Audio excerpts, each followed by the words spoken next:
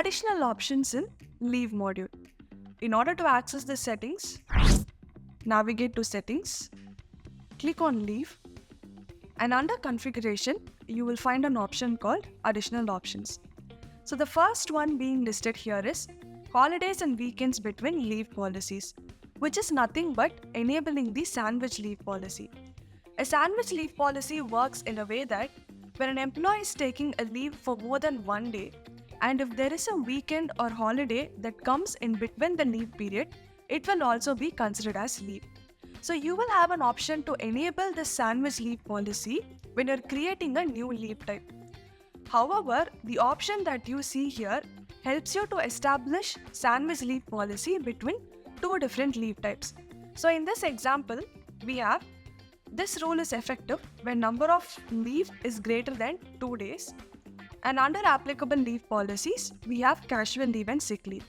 So if an employee is taking leave for more than 2 days, combining casual leave and sick leave in between weekends and holidays will be marked as leave and it will be deducted from their employee's leave balance.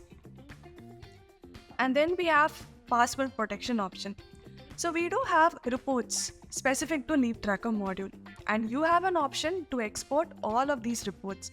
When this option of password protection is enabled, whenever you export a report, you will need a password to open the exported file.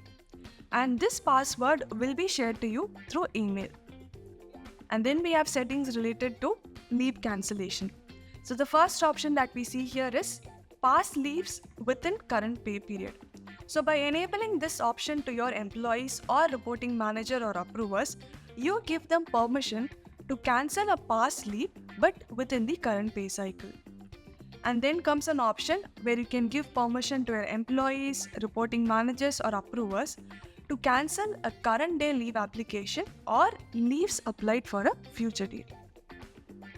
If you'd like to enable an approval process whenever an employee is cancelling a leave application, use this option to configure approvals. And you can also have the partial leave cancellation option. For example, an employee is applying leave from 1st of August till 10th of August, and the employer wants to cancel the leave only for 8th of August. In this scenario, if this option partial leave cancellation is enabled, instead of cancelling the complete application, they can cancel leave for one particular date. And then we have this option to make leave cancellation as mandatory, because by default, providing a reason for cancelling the leave application is non-mandatory. So you can make it mandatory using this option. And then we have settings related to enabling how much in advance an employee can apply for leave. So if you say allow leave request until next 2 years in advance, so an employee will be able to book leaves only until next 2 years and not more than that. And then we have settings related to Google and Microsoft Calendar integration. So employees can integrate their Google Calendar or Microsoft Calendar with Zoho People, so that whenever they apply for leave in Zoho People or whenever there is a public holiday in the system, this information can be pushed to their Google Calendar or Microsoft Calendar. And this is where you can define the display format. So you can have different combinations of display format here. You can say employee ID, employee name, and then the leave policy name. So this is how the information will be pushed to Google or Microsoft Calendar. It will say employee ID is 100 hyphen the employee name. Let's take Akash hyphen the leave policy name, which is casual leave. And the last option here is about setting up your holiday reminder email template.